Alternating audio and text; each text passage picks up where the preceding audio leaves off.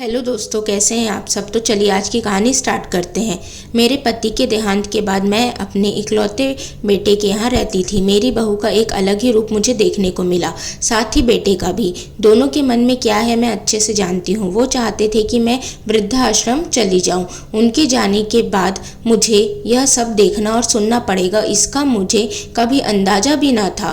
पर मैं मन मारकर अपने बेटे और बहू की बातें सुनकर भी यहाँ रहती हूँ, क्योंकि मुझे मेरे पोते और पोती दिखाई देते हैं। उनकी झलक पाकर मुझे सुकून मिलता है। घर के बाहर एक टीन की झोपड़ी में रहती हूँ। मेरी बहू को कोई दिक्कत नहीं हो इसलिए मैं घर के बाहर रहती हूँ।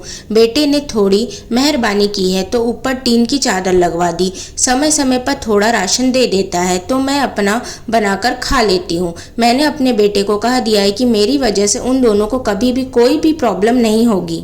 बस मुझे यहीं रहने दे, इसी घर में मुझे मर जाने दे। मैं बस यही चाहती हूँ। मैं अपने आप को खुशकिस्मत समझती हूँ कि मेरे बेटे और बहू कम से कम मेरे लिए इतना तो कर रहे हैं। मेरा बेटा सुबह 9 बजे नौकरी जाता है और बच्चे भी उसी टाइम स्कूल जाते हैं। फिर शाम को 6 बजे मेरा बेटा वापस आ जाते हैं। बच्चे 3 बजे आते हैं। उन्हें आते जाते निकलते देख मुझे बड़ा ही सुकून मिलता है। मेरे पति के दोस्त जब कई दिनों बाद आए, मेरे पति के दोस्त थे, उनकी पत्नी का भी स्वर्गवास हो गया था। उस समय पर वो हमारे घर पर आया करते थे। उनसे हमारे अच्छे रिश्ते थे। उनका घर हमारे घर से थोड़ी दूरी पर था। पैरों में समस्या हो गई थी, ठीक से चल भी नहीं पाते थे। वो बड़े दिनों बाद मेरे यहाँ आए।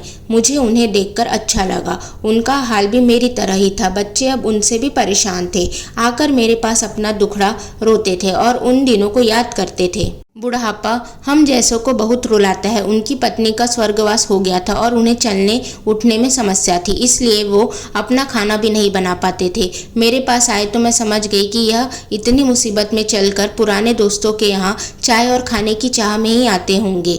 उनकी भी अपनी मजबूरी थी। वो आए तो मैंने उनके लिए खाना बनाया और उन्हें खिलाया। मना कर रहे थे नहीं खाना, लेकिन मुझे पता था कि उनको भूख लगी हुई है।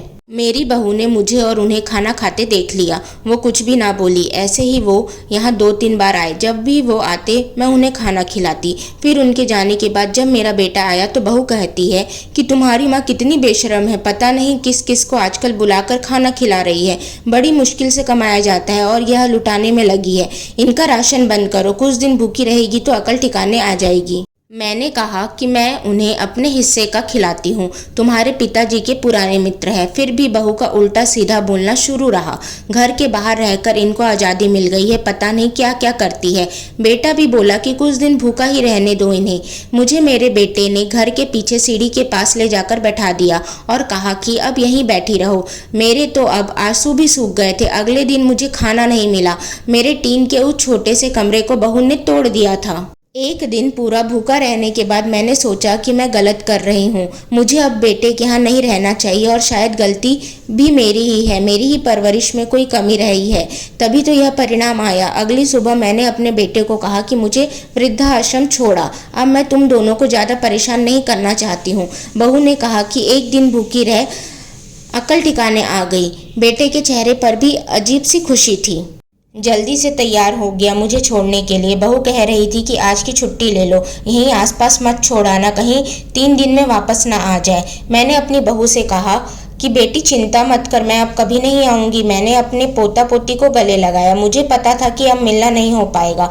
बेटे को भी चाहती थी कि एक बार जी भर के गले लगा लूँ, लेकिन वो बोला चलो जल्दी करो। मैंने बहू को कहा कि बेटी अपना ध्यान रखना। मेरा बेटा मुझे छोड़ के आ गया। वहां जाकर मैंने देखा कि मेरे तरह कई है। थोड़े दिन उदास रहते हैं, फिर सच को स्वीकार कर लेते हैं।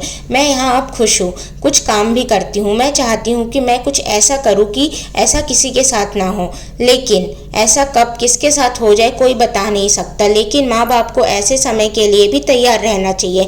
बस बच्चों को पाल कर बड़ा कर दो, उनसे कुछ उम्मीद मत रखो। सो दोस्तों, अगर आपको यह कहानी पसंद आए तो प्लीज़ इस कहानी को लाइक करें, शेयर करें एंड चैनल को सब्सक्राइब करें। Thank you.